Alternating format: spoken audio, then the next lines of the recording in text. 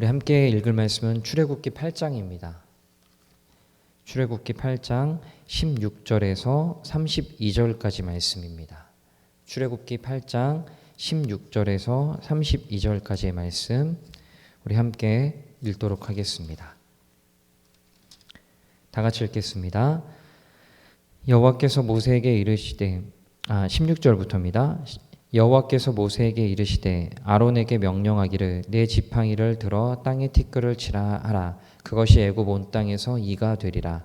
그들이 그대로 행할세 아론이 지팡이를 잡고 손을 들어 땅에 티끌을 치매 애굽 온 땅의 티끌이 다 이가 되어 사람과 가축에게 오르니 요술사들도 자기 요술로 그같이 행하여 이를 생기게 하려 하였으나 못하였고 이가 사람과 가축에게 생긴지라. 요술사가 바로에게 말하되 이는 하나님의 권능이니이다 하였으나 바로의 마음이 완악하게 되어 그들의 말을 듣지 아니하였으니 여호와의 말씀과 같더라.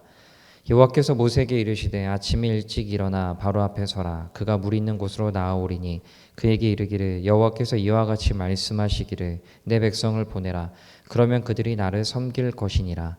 내가 만일 내 백성을 보내지 아니하면 내가 너와 내 신하와 내 백성과 내 집들의 파리떼를 보내리니 애굽 사람의 집집에 파리떼가 가득할 것이며 그들이 사는 땅에도 그러하리라. 그날에 나는 내 백성이 거주하는 고센 땅을 구별하여 그곳에는 파리가 없게 하리니 이로 말미암아 이 땅에서 내가 여호와인 줄을 내가 알게 될 것이라. 내가 내 백성과 내 백성 사이를 구별하리니 내일 이 표징이 있으리라 하셨다 하라 하시고 여호와께서 그와 같이 하시니 무수한 파리가 바로의 궁과 그의 신하의 집과 애굽 온 땅에 이르니 파리로 말미암아 그 땅이 황폐하였더라. 바로가 모세와 아론을 불러 이르되 너희는 가서 이 땅에서 너희 하나님께 제사를 드리라. 모세가 이르되 그리하면 부당하니이다. 우리가 우리 하나님 여호와께 제사를 드리는 것은 애굽 사람이 싫어하는 바인즉 우리가 만일 애굽 사람의 목전에서 제사를 드리면 그들이 그것을 미워하여 우리를 돌로 치지 아니하리이까. 우리가 사흘길쯤 광야로 들어가서 우리 하나님 여호와께 제사를 드리되 우리에게 명령하시는 대로 하려 하나이다. 바로가 이르되 내가 너희를 보내리니 너희가 너희 하나님 여호와께 광야에서 제사를 드릴 것이나 너무 멀리 가지는 말라. 그런즉 너희는 나를 위하여 간구하라. 모세가 아래 이르되 내가 왕을 떠나가서 여호와께 간구하리니 내일이면 파리떼가 바로와 바로의 신하와 바로의 백성을 떠나려니와 바로는 이 백성을 보내어 여호와께 제사를 드리는 일에 다시 거짓을 행하지 마소서 하고 모세가 바로를 떠나 나와서 여호와께 간구하니 여호와께서 모세의 말대로 하시니 그 파리떼가 바로와 그의 신하와 그의 백성에게서 떠나니 하나도 남지 아니하였더라. 그러나 바로가 이때에도 그의 마음을 완강하게 하여 그 백성을 보내지 아니하였더라. 아멘. 이스라엘 백성을 쉽사리 보내지 않을 것을 충분히 예상했기 때문에 드디어 하나님의 강한 손을 펴시는데 10가지 재앙이 시작이 되는 것을 볼 수가 있습니다.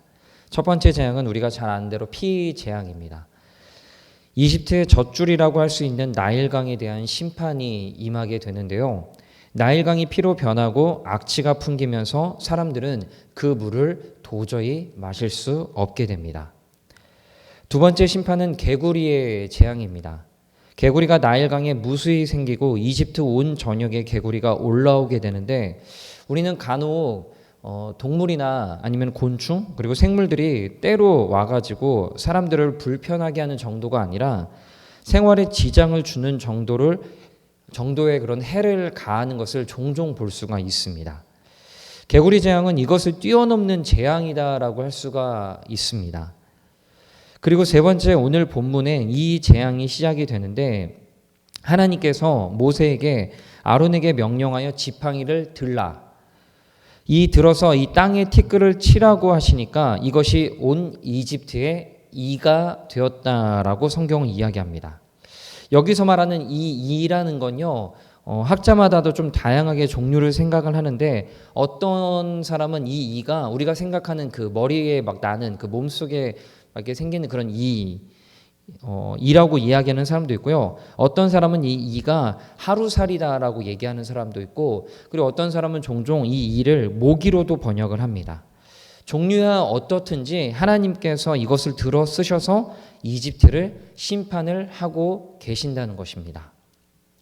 그런데 우리가 여기서 유심히 살펴볼 것이 있습니다. 8장 18절을 보시면요. 이전까지 지금 세 번째 재앙인데 첫 번째 재앙과 두 번째 재앙, 이 재앙은 모두 어떤 양상이었냐면은 모세와 아론이 이 재앙을 펼치고 나서 이집트의 그 요술사들이 이것을 동일하게 따라하는 것을 볼 수가 있습니다. 근데 문제는 뭐냐면은 세 번째 재앙, 오늘 이 재앙이라고 나오는 세 번째 재앙부터는 요술사들이 이것을 따라하지 못하는 것을 볼 수가 있습니다. 그 전까지는 요술사들이 이것을 어떻게 보면은 완벽하게 똑같지는 아니겠지만 어느 정도 비슷하게는 뭐 속임수인지는 정확하게는 모르겠지만 따라하는 것을 볼 수가 있었습니다. 그러나 세 번째 재앙부터는 이 요술사들도 두 손 두 발을 다 드는 것을 볼 수가 있습니다. 여러분, 우리가 살다 보면은 신앙이 아니더라도 세상이 우리에게 줄 수 있는 것들이 참 많습니다. 특히나 요즘은 교회와 세상이 구분이 되지 않는다라고 하면서 오히려 교회가 세상을 쫓아간다라는 교회가 세상을 쫓아가게 급급하다라는 말을 종종 듣게 되는데요.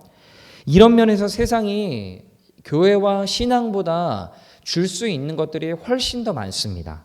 뭐 예를 들어서 즐거움이나 편안함이나 자아실현이나 관계 같은 것들, 오히려 요즘은 교회보다 세상이 이것들을 더 훨씬 더 뛰어나게 제공을 해주는 것을 볼 수가 있습니다. 아시다시피 취미 모임이나 아니면 사람들의 모임, 관계 모임, 운동 모임, 이런 게 재미난 모임들이 얼마나 많은지 모릅니다. 그렇다면 여러분, 세상과 교회가 이렇게 줄 수 있는 것들이 차이가 없고, 아니 오히려 세상이 우리들에게 줄 수 있는 것들이 교회보다 훨씬 더 많다고 한다면은 우리가 굳이 교회를 나올 필요가 없지 않을까요? 그러니까 교회는요, 이런 것들로 승부를 봐서는 안 됩니다. 세상이 추구하는 것들, 세상이 주려고 하는 것들이 교회에서 주려고 동일하게 애써서는 안 된다는 것입니다. 세상이 아무리 주려고 해도요, 줄 수 없는 교회만의, 신앙만의 그 진정한 가치, 이런 가치들이 있습니다. 따라할 수도 조차 없는 너무나 중요한 가치들, 이건 다른 말로 하나님만이 줄 수 있는 가치가 있다라는 것입니다. 여러분, 이런 게 뭐가 있을까요? 정말 교회만이, 신앙만이 줄 수 있는 가치가 뭐가 있을까요? 먼저 진정한 진리입니다. 진리. 우리는 진리를 통해서 진정한 자유를 누리고 진리의 말씀을 통해서 거듭나서 하나님 나라의 백성이 될 수 있었습니다. 그게 바로 우리 장본인들입니다. 이것은 어떤 것도 주지 못합니다. 세상이 아무리 주려고 해도요, 이 진리를 흉내내려고 하더라도 절대로 줄 수 없는 가치가 바로 이런 가치입니다. 곧 하나님 나라의 복음, 십자가 복음은 교회만이 줄 수 있는 유일한 가치입니다. 또한 복음을 받아들인 사람들, 이 진리를 통해서 하나님 말씀, 이 하나님 나라의 복음을 받아들인 사람들만이 하나님 나라의 백성으로 하나님 나라를 이루며 살아갈 수가 있다는 것입니다. 여러분, 하나님 나라 백성들은요, 하나님 나라의 그 진정한 가치를 가지고 살아가는 사람들한테는 진정한 평안이 있습니다. 이것은 단순히 편안한 것과는 차이가 있습니다. 분명한 차이가 있습니다. 평안하다는 것, 편안하다는 게 아니라 평안하다는 것은 어떠한 상황과 어떠한 환경 가운데서도 하나님을 잠잠하게 바라볼 수 있는 평안, 그 평안이 우리가 얻을 수 있고 우리가 누릴 수 있는 평안입니다. 이것은 세상이 줄 수가 없습니다. 세상은 돈이 있고 세상은 가진 것이 있으면 편안할지는 모르겠지만 절대로 평안은 줄 수가 없습니다. 이 평안은 오직 하나님만이 주실 수 있는 평안입니다.